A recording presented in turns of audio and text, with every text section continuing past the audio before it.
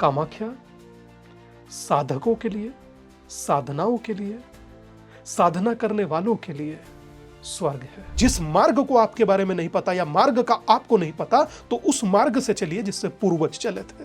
और पूर्वजों ने कहा है कि कामाख्या आपको मंगल करने वाली है, कामाख्या आपका कल्याण करने वाली है, और जो कल्याण करे वही कामाख्या। क्या उसमें विपरीत है? स्वामी दीपांकर जी ने अपने अभी तक के साधनाओं में सबसे ज्यादा कहते हैं ना कि अनुभव और वो ऊर्जा का बल कहाँ महसूस किया, कौन से स्थान पे? कामाख्या। इसमें तो कोई फैन बट है ही नहीं। स्वामी जी, आपने जब कामाख्या में साधना करी थी उसके बाद आत्म साक्षात्कार कब हुआ या पहले ही हो चुका था? देखिए, आप निरंतर साधना कीजिए और जन्मों जन्म करते रहिए। जिस क्षण होगा उस समय आप मौन हो जाएंगे।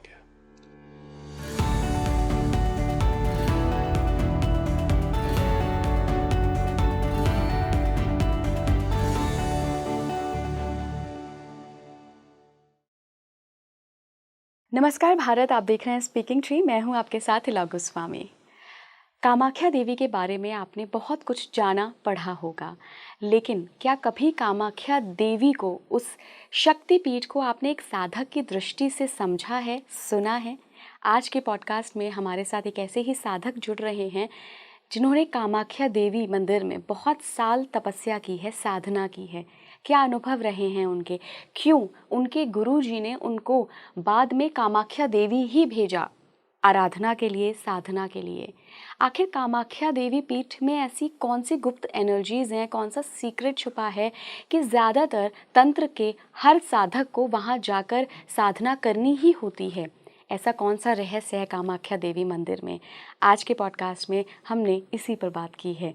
साथ ही हमने कुछ आपसे जुड़े हुए सवाल भी लिए हैं जो अक्सर आप सभी के दिमाग में आते हैं जब भी आप स्पिरिचुअल प्रैक्टिसेस के बारे में जानना चाहते हैं, साधनाओं के बारे में जानना चाहते हैं, या फिर स्पिरिचुअलिटी हमारे किस काम आ सकती है ये जानना चाहते हैं।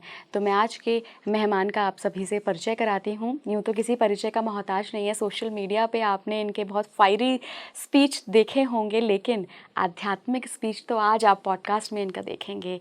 वो भाव, वो व्यक्त करने का जो अंदाज़ है, और साथ ही जो उनके अपने गहन अनुभव रहे हैं उनको आज उन्होंने स्पीकिंग ट्री में के इस पॉडकास्ट में साझा किया। मैं बात कर रही हूँ रेनाउंड स्पिरिचुअल गुरु स्वामी दीपांकर जी का। स्वामी जी, बहुत बहुत स्वागत है आपका स्पीकिंग ट्री पर। धन्यवाद, परम आदरणीय। कामाख्या देवी और कामाख्या तंत्र, सबके रहस्य को आज जानेंगे आपके दृष्टि से।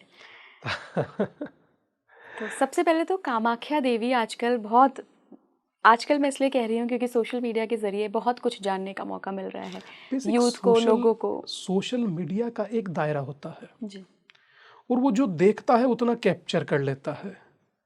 जो मन में मैं पढ़ रहा हूँ वो सोशल मीडिया कहाँ से कैप्चर करेगा? कामाख्या साधकों के लिए, साधनाओं के लिए, साधना करने वालों के लिए स्वर्ग है। कामाख्या तंत्र की सुप्रीम कोर्ट है। कामाख्या से तन जन्म लेता है और तन से तंत्र जन्म लेता है। तो कामाख्या अपने आप में दिव्यता का, भव्यता का, या अद्भुतता का, या डिवाइन होने का अपने आप में एक, जिसे कहते हैं ना, चरम है, पीक है। तो हमें लगता है कि हर व्यक्ति को कामाख्या जाना चाहिए, मगर हर व्यक्ति कामाख्या जाए उससे पहले 50 तरह की कंफ्यूजन उसको घेर लेती है। कंफ्यूजन कैसी घेरती है? वहां जाइएगा तो कोई कुछ कर ना दे। पहला कंफ्यूजन ये परिवार से शुरू होता है, क्योंकि परिवार का कोई एक व्यक्ति रील देखा होता है और वो रील देखा हुआ उसको ज्ञान पेलता है। अब इस देश में ये है, आपको हर नुक्कड़ पर रायचंद, हुकुमचंद और ज्ञानचंद वो मिल जाता है। जरूरत करमचंद की है, वो जालिम मिल नहीं रहा।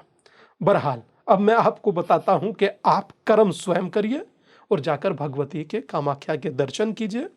और मैं समझता हूं कि आप, न कि आपका परिवार, आपके सहयोगी भी उससे लाभान्वित ही होंगे। कामाख्या देवी से आप कब जुड़े स्वामी जी? हमें हमारे पूज्य गुरुदेव ने ही जोड़ा था।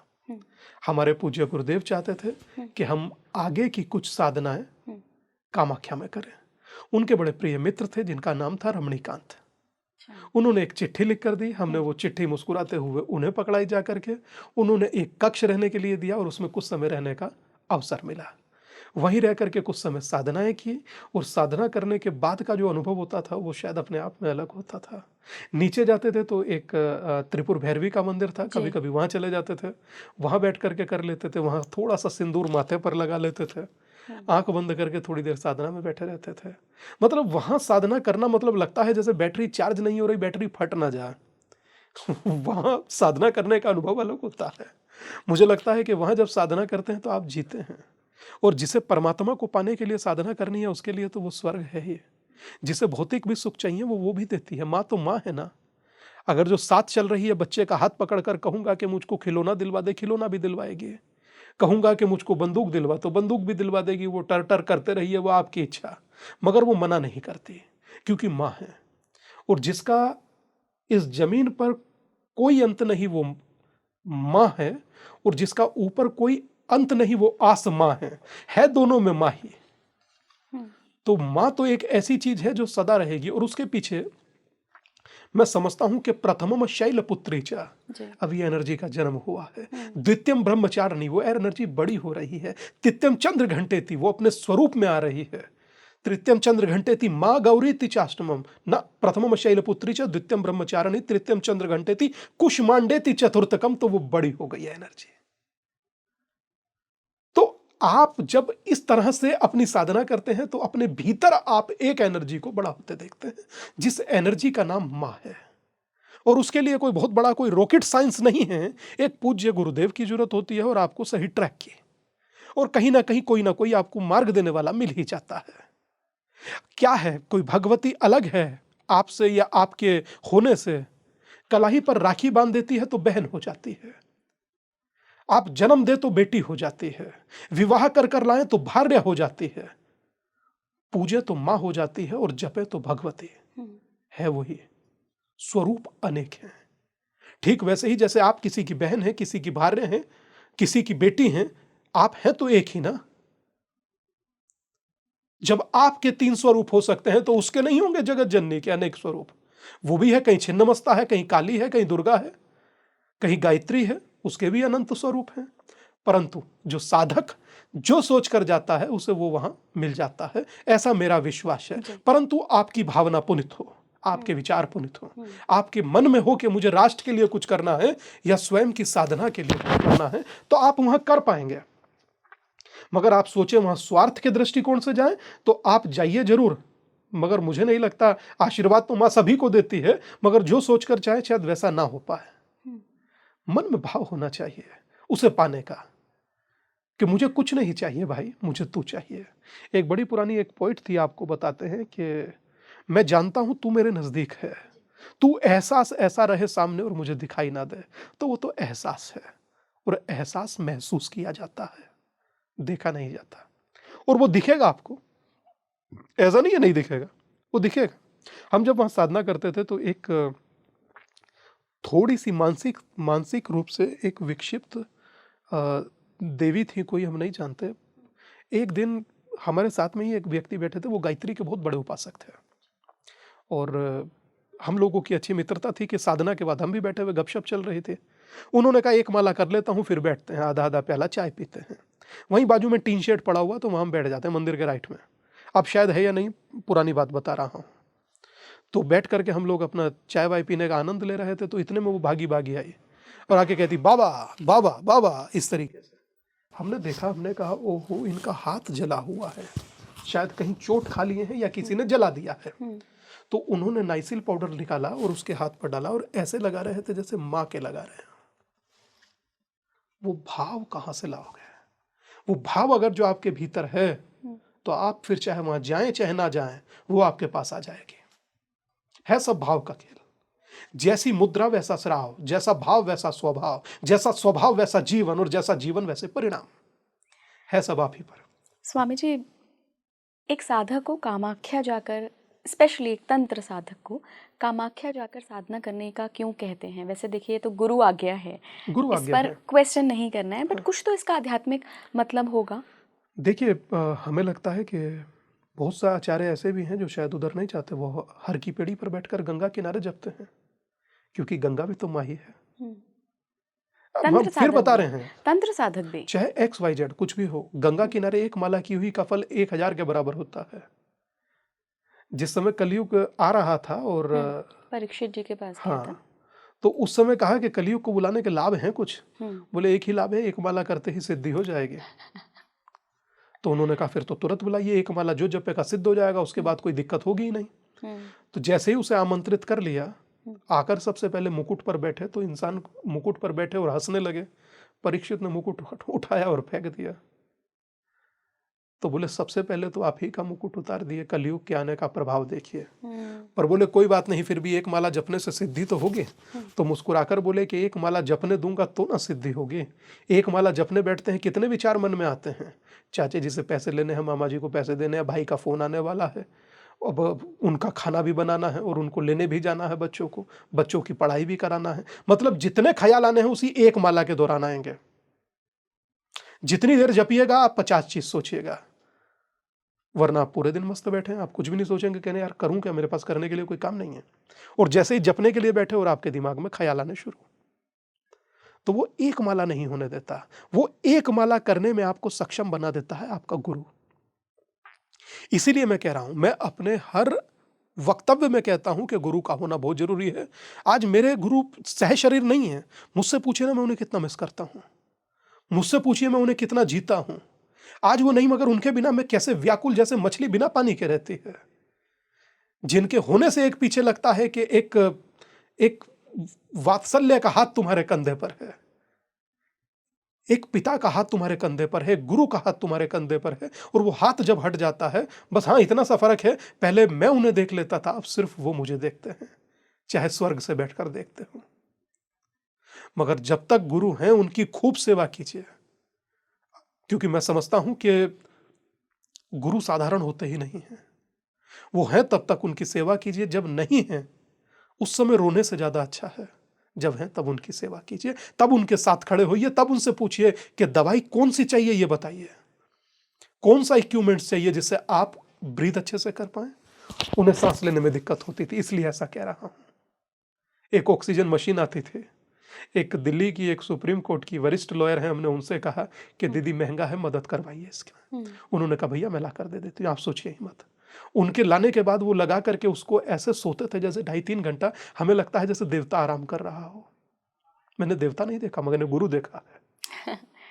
मुझे लगता था कि यही देवता है जो मुझ जैसे एक साधारण से बालक को आज दुनिया में इतना नॉन कर सकता है, तो वो क्या नहीं कर सकता।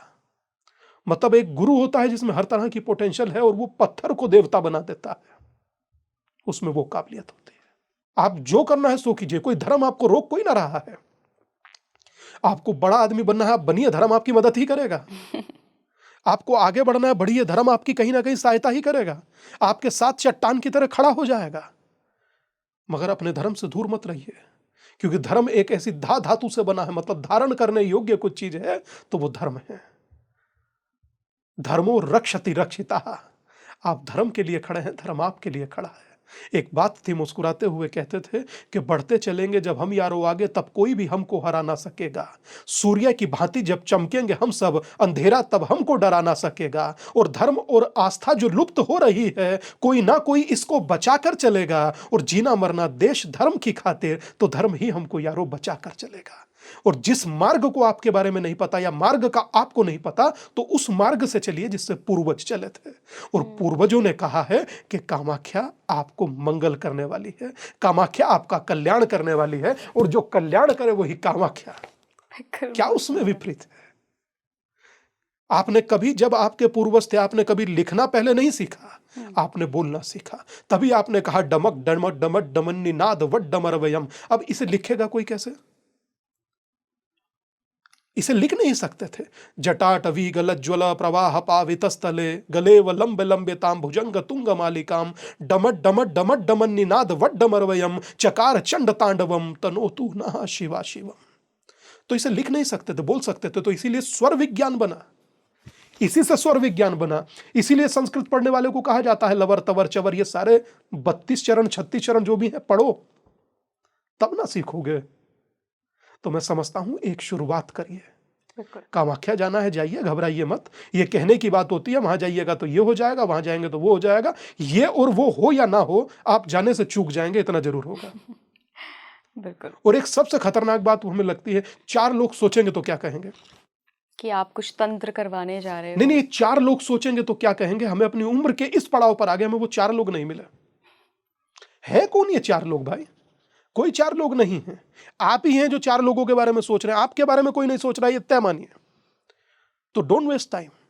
अगर आप करना चाहते हैं, आप जाना चाहते हैं, भगवती के दर्शन करना चाहते हैं, और मुझे लगता है जब वो आपको बुलाएगी आप हंसते हुए जाएंगे।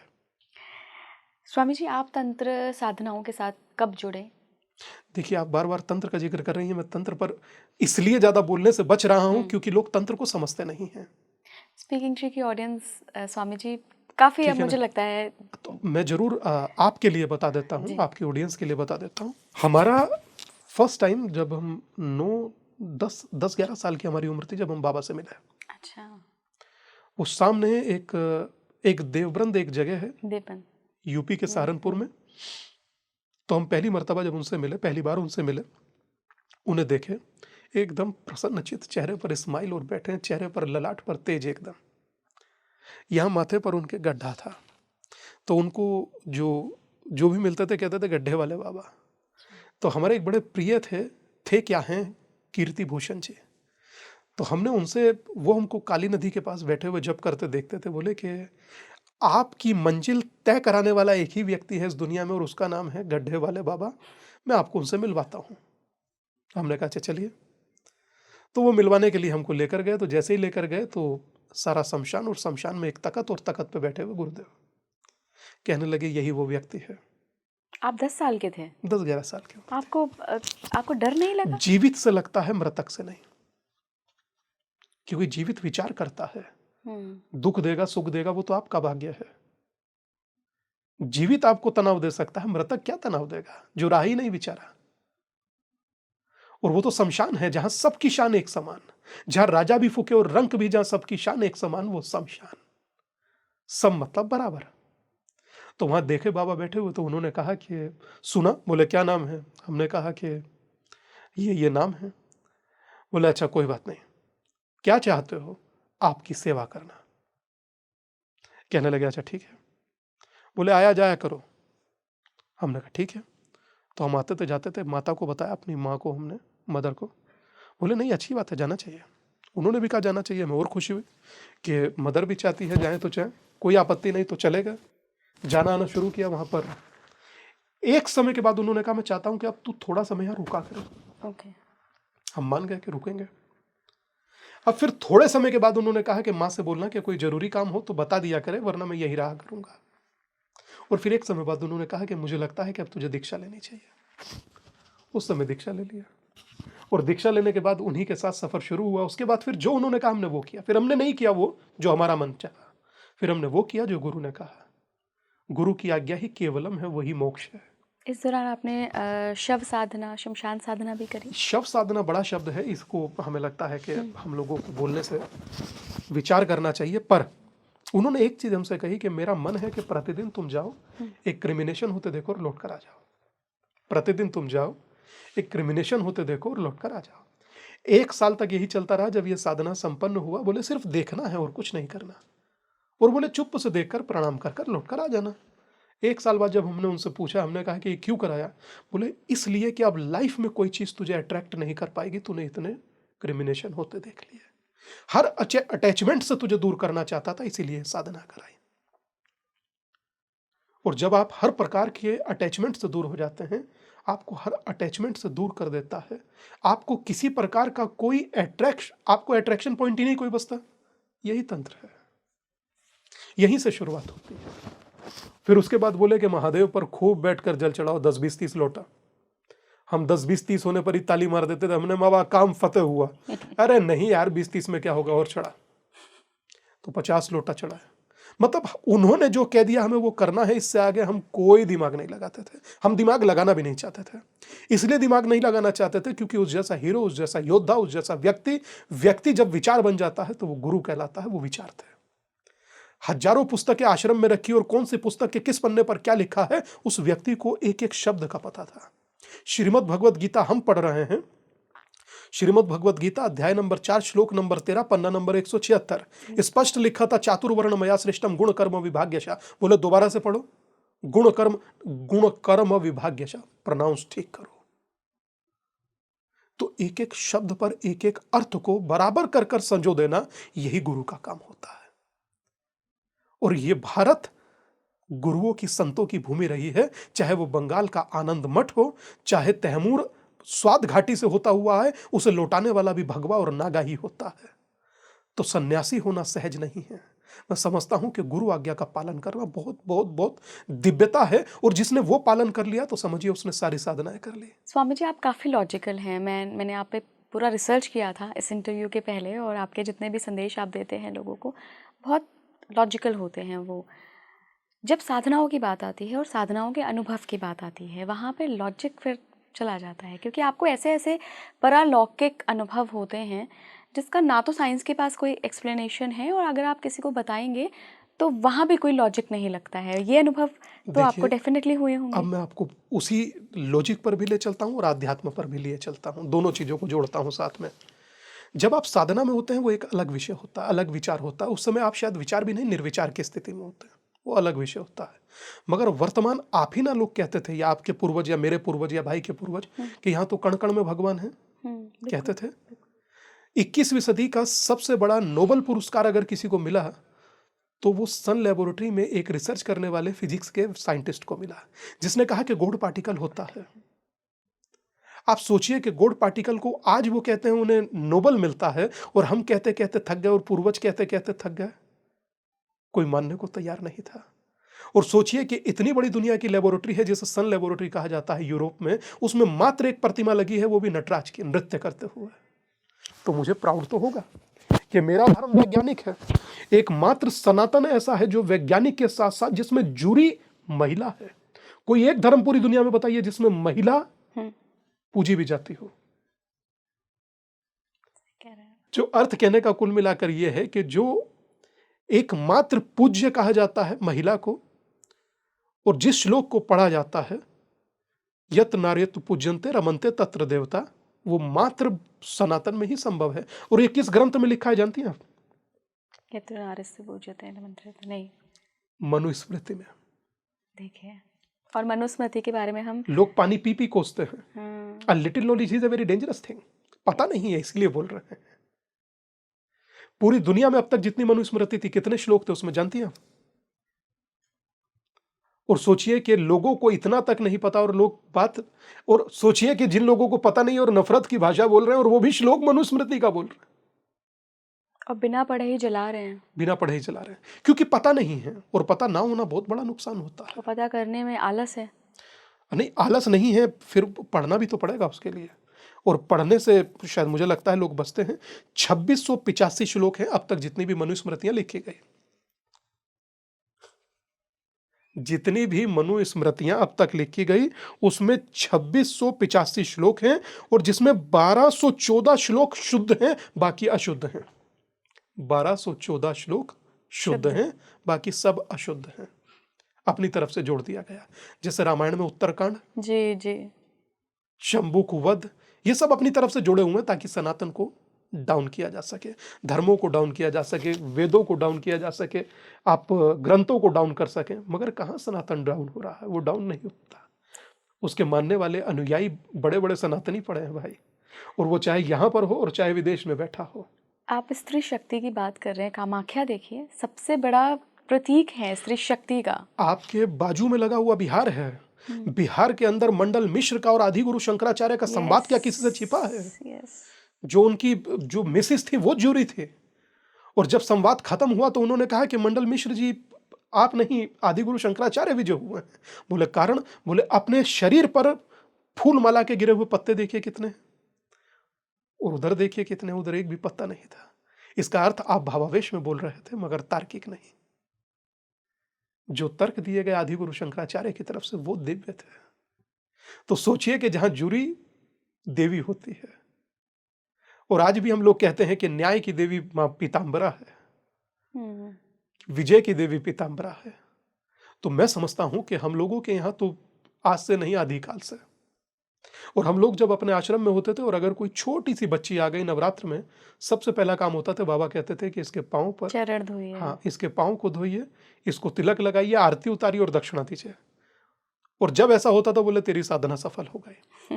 अब ये होता है। 52वां शक्तिपीठ, जिसको गुप्त शक्तिपीठ कहा जाता है, हाँ। 51 तो हमें पता है, 52वां शक्तिपीठ क्या है? गुप्त है, इसके बारे में किसी को भी किसी कुछ को भी नहीं नहीं, पता। किसी को भी कुछ नहीं फिर पता। ये कॉन्सेप्ट कहाँ से आया? किस, ये गुप्त है ऐसा है भी, ये संख्या कहाँ से आई? शायद हमें लगता है इसका उल्लेख तो कई जगह है, हम्म, इसका उल्लेख कई जगह है, लेकिन मगर है कहाँ ये किसी को कुछ नहीं पता। कोई आज तक नहीं खोज पाया है। नहीं, किसी को अब तक कुछ नहीं पता। और हमें लगता है कि कुछ चीजें गुप्त भी रहे तो अच्छा है। कई स्थान ऐसे हैं हाँ। स्वामी जी जो अभी तक गुप्त हैं, जिसकी एनर्जी तो आप महसूस कर सकते हैं बट आपको पता नहीं लगता है। देखिए, आप एनर्जी तो आप कहीं बैठेंगे, आप अब आपके साथ बैठे हैं, भाई के साथ बैठे हैं, सबकी अपनी एनर्जी है, महसूस जी। तो होगी, उसमें दिक्कत नहीं है। और वो तो फिर दिव्य स्थान है, उनकी तो एनर्जी शायद हमें लगता है महसूस से ज़्यादा बोलती भी है, आप उसे महसूस भी कर सकते हैं। तो मैं समझता हूँ कि आप अपनी तरफ से पुरुषार्थ और प्रयास कीजिए, वो कहीं ना कहीं आप ही की प्रतीक्षारत रहती हैं। आप जाइए, अपने कार्य को प्रारंभ कीजिए, मगर अपने से धर्म को जोड़कर रखिए, क्योंकि आपके आने वाली पीढ़ियों के लिए भी वो एक एक ट्रैक का काम करेगा। स्वामी दीपांकर जी ने अपने अभी तक के साधनाओं में सबसे ज़्यादा, कहते हैं ना कि अनुभव और वो ऊर्जा का बल कहाँ महसूस किया? कौन से कामाख्या। स्थान पे? कामाख्या, इसमें तो कोई इफ एंड बट है ही नहीं। पता होता है गुरु को कि कब कहाँ भेजना है, उसका अब समय आ चुका है, उसको वहां जाना चाहिए। उन्होंने भेजा, जैसे लवकुश को नहीं भेजा था, बोले कि जाइए अब फले आश्रम में रहिए, फले गुरु के सानिध्य में रहिए। तो ऐसे ही होता है। अगर आपकी इजाज़त हो तो मैं उस एक्सपीरियंस को थोड़ा जानना चाहती हूँ। देखिए, जिस परिवेश में वर्तमान हम जी रहे हैं, ठीक है, और इतनी बड़ी, शायद मुझे लगता है भारत में अब तक की सबसे लंबी अवधि की यात्रा किए हैं, और अभी भी यात्रा जारी है। जिस परिवेश में जी रहे हैं, जहां हमें कोई 9 दिन यात्रा करने नहीं देता, अगर भगवती साथ ना होती है, अगर माँ साथ थी, गुरुदेव साथ थे, महादेव साथ थे, तो ही ना हो गए। ये मेरे जीवन के अनुभव है। आप सोचिए कि 1 रुपया पूरी यात्रा में किसी से नहीं कहा गया कि कंट्रीब्यूट कीजिए, और 900 दिन से ज्यादा की यात्रा हो गई। कौन कर रहा है? या तो गुरुदेव है या महादेव है। जिसे कामाख्या कहते हैं, जो कार्य को कर दे वही ना कामाख्या, जो कल्याण करे वही ना कामाख्या। हमारी यात्रा बना दिया, हमें इससे ज्यादा क्या चाहिए? मुझे लगता है कि जन्म उस माँ ने दिया, मगर पाला इसी माँ ने है। तो मैं समझता हूँ कि हर क्षण साथ देती है, और मेरे अनुभव एक नहीं अनेक अनुभव हैं।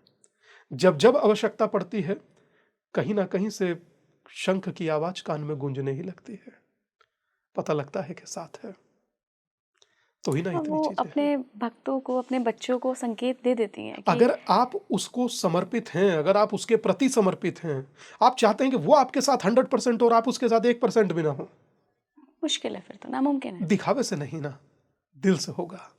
आप दिल से हैं तो फिर कहने की जरूरत नहीं है। अगर दिल से जो लोग चाहते हैं, तो बांसुरी की आवाज उनके कानों में आ जाती है। ऐसा नहीं है कि नहीं आती, आ जाती है। हम कामाख्या पे बात कर रहे हैं, कई लोग ऐसा दावा करते हैं कि अगर आप पर्टिकुलर किसी साधना से या पर्टिकुलर किसी मंत्र से माँ को प्रसन्न कर रहे हो, तो अगर आपका इंटेंशन भी गलत है तब भी माँ वो इंटेंशन पूरा करेगी। ये सच है? देखिए, मैं एक चीज समझता हूँ कि एकम सिद्ध, ऋग्वेद के 5वें मंडल का 10वां श्लोक है, एकम सिद्ध विप्रह बहुधा वदन्ति। परमात्मा एक है, व्याख्याएं अनेक हैं, मैनिफेस्टेशन उनके अलग अलग है। अलग अलग हैं। ठीक वैसे ही अगर एक ना होता तो महादेव कभी अर्धनारीश्वर का रूप ही ना रखते। वही अर्धनारीश्वर का रूप, बोले सब कुछ हूं मैं ही, और बिना शक्ति के शिव भी शव हैं। तो सब एक ही है, कुछ बटा हुआ नहीं है, नाम अलग अलग हैं।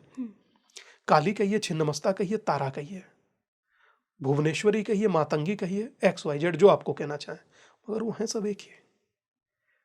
आप बटे हुए हैं वो नहीं, वो तो सदा से एक ही है, यूनाइट। फिर स्वामी जी, इष्ट देव का कॉन्सेप्ट कैसे आता है सनातन में? देखिए, सनातन कालजयी और मृत्युंजयी परंपरा है, एक ऐसा आध्यात्मिक महोत्सव जिसे जीवन को जीना ही जीना है। इष्ट का कॉन्सेप्ट तब जब आपको कोई गुरु मंत्र दिया जाता है और कहते हैं कि ये भगवती का गुरु मंत्र है, जो मंत्र है वो भगवती से जुड़ा है, तो आपकी इष्ट भगवती हो गई। कुछ कहने जैसा ही नहीं है, यहीं से कॉन्सेप्ट शुरू होता है। अब ठीक वैसे ही कि पहला शब्द ओम है, अभी नासा भी बता रहा था, जो ध्वनि है वो ओम की है, ब्रह्मांड की ध्वनि ब्रह्मांड है। की ध्वनि। अब ओम पहली बार शब्द बोला किसने? ऋषियों ने हमारे। ब्रह्मा ने। हम्म, ब्रह्मा ने, जिसने ब्रह्मांड बनाया, उसने पहला शब्द ओम बोला, इसलिए ब्रह्मांड की ध्वनि ओम ओम। है। ये लोग युद्ध करते थे देवता, और युद्ध करने के बाद ये जैसे ही को मारते थे तो राक्षस उठाकर शव ले जाते थे और दैत्य गुरु शुक्राचार्य उसे पुनः जीवित कर देते थे, मृत संजीवनी से। मृत संजीवनी से। तो इन्होंने कहा कि करा क्या जाए, तो विचार गोष्ठी हुई। देवगुरु बृहस्पति ने कहा कि सूर्य का आह्वान किया जाए कि जिसे मारा जाएगा उसे तत्क्षण जला दिया जाए। तब से दाह संस्कार की स्थिति शुरू। प्रारंभ हुई, जो आप लोग क्रिमिनेशन कह देते हैं, इंग्लिश ना बोलते हैं क्रिमिनेशन, तो वो क्रिमिनेशन शुरू हो गया।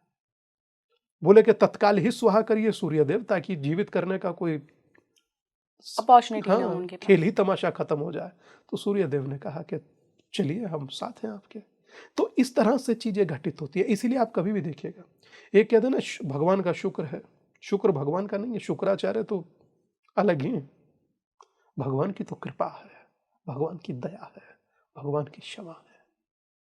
तो कहते हैं बहुत कृपा हुई परमात्मा तेरी, हम्म, उसकी तो कृपा ही हो सकती है, शुक्र नहीं हो सकते। तो हालांकि इसे लाइटर नोट भी समझिए। स्वामी जी, क्या भगवान हमसे नाराज होते हैं? नहीं, हम होते हैं। मेरी बात नहीं मानी, नाराज हो गए, उसने सुनी नहीं, देवता बदल लिए। आज हनुमान जी की पूजा, कल साईं जी की पूजा, परसों महादेव जी की पूजा। हम तो हर रोज ना देवता बदल रहे हैं। हम तब भी उसके थे और अब भी उसके हैं। वो नाराज नहीं होता। वो नाराज क्यों होगा? नाराज होना देवता का भोजन नहीं है। देवता का भोजन है अहंकार। अहंकार इंसान के लिए नहीं है, वो तो महादेव का भोग है, वो ग्रहण करते हैं। आप क्यों अहंकार कर रहे हैं? आप क्यों बता रहे हैं? हर चीजों को सर्टिफिकेट क्यों दे रहे हैं कि वो हमसे नाराज है? तुम्हें पता है तुमसे कहकर हुआ है नाराज? अनावश्यक खुद से सोच रहे हैं। एक हर बात जिससे पूछ लीजिए, सब कहते हैं मेरे पितर मुझसे नाराज हैं। यार पितरों को काम होगा कोई और, आगे दुनिया में बढ़ गए होंगे, किसी और यात्रा के लिए जन्म ले लिया होगा। कुछ लोग सदा मिलेंगे, उनके पितर बताते हैं बेचारे, हमें बड़ा कई बार दुख होता है। हमने कहा पितरों के लिए सिर्फ आप अपने से गायत्री कर दिया कीजिए और पितरों को समर्पित कर दीजिए। गति हो जाएगी फिर। नहीं, आप समर्पित, देखिए गति हो जाएगी। एक गति ये है कि गति हो जाएगी, एक गति ये है कि उन्हें आगे बढ़ना मिल जाएगा, और एक गति वो है जिससे आप चलते हैं। कहते हैं ना कि गाड़ी की गति कम रखो। यस। इसीलिए कहा जाता है गम गमे इति गंगा, जो गति है वही गंगा है। इसीलिए 65,000 पुत्रों को मोक्ष के लिए आई थी गंगा। तो इसीलिए मेरा अपना विचार, ये मेरा मन कहता है कि परमात्मा नाराज नहीं होता। नाराज हम लोग होते हैं, होते दूसरे से हैं, बताते परमात्मा को हैं और रिवेंज अपना लेते हैं। हमारा खुद से बड़ा कोई एनिमी नहीं है, दूसरे का पता नहीं, मगर हम खुद के बड़े एनिमी हैं। हमसे बड़ा शत्रु हमारा कोई नहीं है। अच्छा, ऐसा गजब का मन है, अगर जो सो रहे होंगे तो कहेगा 10 मिनट और सो जा, अभी बता देंगे। बस 5 मिनट का अलार्म लगा, उठ जाएंगे। अलार्म जब बजता है तो उसे बंद कर देते हैं, बोले 10 मिनट में तो उठ ही जाऊंगा। और इस तरीके से करते करते हम 1 घंटा निकाल देते हैं और बाद में कहते हैं ये भी तो भगवान ही चाह रहा होगा। हाँ बिल्कुल। बजाय ये कि ये चाह मैं रहा था, मैंने थोप भगवान पर दिया। उसने तो पहली बार में मुझे कहा था कि उठ जा। स्वामी जी, ये मुझे थोड़ा सा कंफ्यूज करता है कभी कभी, जब मैं अध्यात्म पे बात करती हूँ और जब मैं बाकी विषयों, जो अकल्ट साइंस है, उसको सुनती हूँ, बाकी जो मेरे विशेषज्ञ आते हैं।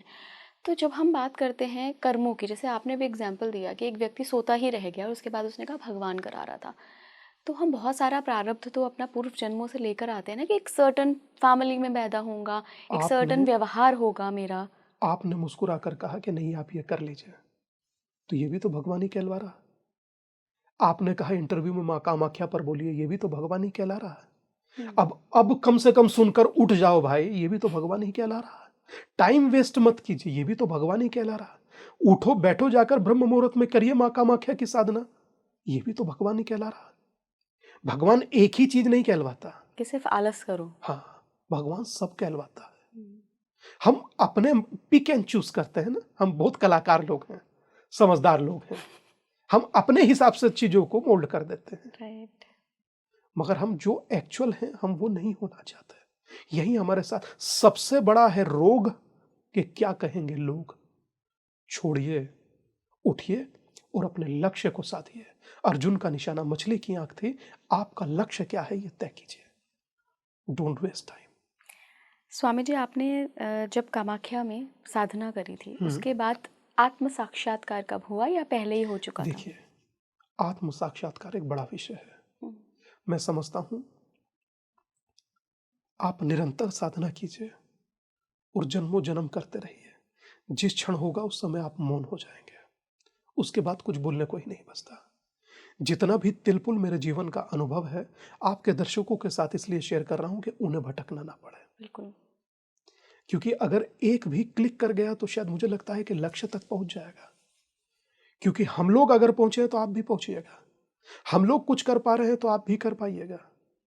चाहे स्वयं के लिए कीजिए या संसार के लिए, ये तो आपकी चॉइस है, आपका कॉल है, पर करिए जरूर। एक साधु या महात्मा किसके लिए काम करता है? अपने आध्यात्मिक प्रगति के लिए या संसार की प्रगति के लिए? दोनों, बोथ, सबके लिए। वो स्वयं से पहले संसार का सोचेगा। जिस समय बांग्लादेश में घटना घट रही थी, बंगाल में घटना घट रही थी, उस यात्रा के दौरान मैं रात को सो नहीं पा रहा था। याद आता था उनका क्या कसूर है। निर्दोष लोगों को मारा जा रहा है। विदेशी एजेंडा चलाएंगे और कहेंगे कि यही लोग गलत कर रहे थे इसलिए ऐसा हुआ। सोचा नहीं था हमने कि ऐसे भी दिन आएंगे कि लोग करेंगे कत्ल हमारा और हम कातिल कहलाएंगे। मरे भी हम और गलत भी हम। उस समय सो नहीं पाते थे, विचलित होता था मन होता था कि बाबा ने ठीक कहा कि उठ और सबको जोड़, नहीं जुड़े तो आगे और कष्ट होंगे। तो इसीलिए मन में रहता है कि संसार के लिए जो सोचता ही, सन्यासी हमेशा संसार के लिए पहले सोचेगा, उसके लिए आप बाद में आते हैं, मतलब स्वयं उसके लिए बाद में आता है। मगर हाँ, संसार या जो वो अपने से कर सकता है समाज के लिए वो सदा करेगा। मैं नीचे आया, आप मेरी कार में, अभी आपको चलकर दिखाऊंगा। कार में कुछ चीजें ऐसी रखी हैं जो सदा रखी रहती है, किसी को जरूरत उठती है निकाल कर दे देते हैं। भिक्षा लेने का ही अधिकार नहीं है ना। भीख मांग कर भीख दो, सारी सृष्टि जीत लो। आपको भी आगे देना चाहिए। बिल्कुल। किसी का तो आप भी अच्छा कीजिए ना, तो मुझे लगता है करना चाहिए। पर हाँ, ये है जिस तरह से लोग धन की इच्छा रखते हैं, मेरे से मांगना नहीं आता। मैंने अपनी आज तक लाइफ में किससे कुछ नहीं मांगा। कोई एक व्यक्ति खड़ा होकर गए, मैंने स्वामी दीपांकर को 1 रुपया दिया। मैं कभी किससे, मतलब हम कभी किससे नहीं मांगे। मैं शब्द हटा रहा हूं, हम कभी किससे नहीं मांगे, न मांगना चाहते। बोले आश्रम का कैसे चलता है? बोले चलाने वाले भी गुरुदेव, और आज भी गद्दी पर वही बैठे हैं, मैं तो सिर्फ उनका दास हूं। मुझे नहीं बनना सनातन का शेर, मुझे नहीं बनना हिंदू योद्धा, वो हिंदू हृदय सम्राट, मुझे नहीं। मुझे सनातन के सिपाही के नाते हिंदुओं का, सनातन का सेवा करना है, वो मैं करता रहूंगा और सदा करूंगा। क्योंकि इस समाज ने मुझे बहुत कुछ दिया है। मैं कपड़ा उन्हीं का दिया पहन रहा हूं, फोन उन्हीं का दिया रख रहा हूं, खाना उन्हीं का दिया खा रहा हूं, और कार उन्हीं की दी चला रहा हूं। मेरा कर्तव्य है कि मैं उनके साथ डट कर खड़ा रहूं, जो मेरे साथ खड़े हैं, जिन्होंने मेरा साथ दिया। एक जगह लिखा था, फल खा इस वृक्ष के और किए हैं गंदे पात, अब तुम क्यों जलते पक्षी और पंख तुम्हारे पास? तो पलट कर उत्तर आता है, फल खा इस वृक्ष के किए थे गंदे पात। अब मेरा फर्ज बनता है कि हम जलें इसी के साथ। जिस समाज ने सब कुछ दिया उसके साथ खड़ा होना मेरा कर्तव्य है, मेरा दायित्व है, और मुझे उस कर्तव्य का निर्वाह करना चाहिए, तभी मैं सन्यासी हूं। आखिर में स्वामी दीपांकर जी स्पीकिंग ट्री की ऑडियंस को क्या एक ऐसी बात कहकर जाना चाहते हैं कि वो उनके मन पर छाप छोड़ जाए और कहीं से तो उनकी आध्यात्मिक जर्नी की शुरुआत हो?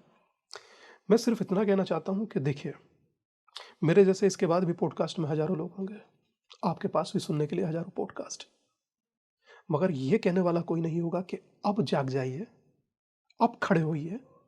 क्योंकि अगर अब आपसे शुरुआत किया तो 10 साल बाद आप कैसा दिखना चाहते हैं उसकी शुरुआत आज कीजिए, वरना 10 साल बाद आप करेंगे तो लोग आपको एक्सेप्ट नहीं करेंगे। तो डोंट वेस्ट टाइम, उठिए।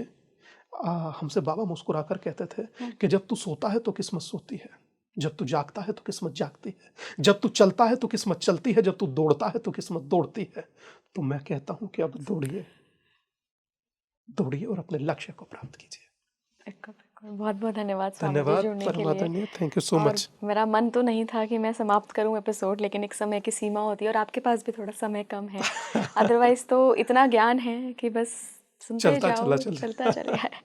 ये सफ़र कभी ख़त्म नहीं होगा। और हमें लगता है कि जिंदगी और आत्मीयता और अपनापन वो सफर ही है जो कभी खत्म नहीं होता।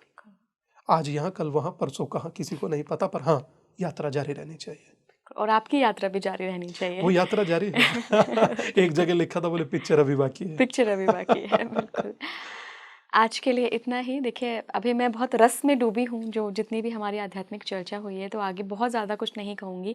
एक आखिरी बात से अपनी आज के इस पॉडकास्ट को मैं ख़त्म करना चाहती हूँ कि जैसा कि स्वामी जी ने कहा है कि यही वक्त है, आप अगर भागेंगे तभी किस्मत आपके साथ भागेगी। बैठे रहेंगे घर पर आलस करते रहेंगे तो किस्मत भी फिर आलसी हो जाएगी। तो अगर चाहते हैं आप, बड़ी बड़ी बातें सुनते हैं, किस्मत जगाना है, किस्मत जगाना है, तो शुरुआत तो आपको करनी पड़ेगी। जुड़े रहिए स्पीकिंग ट्री के साथ। नमस्कार।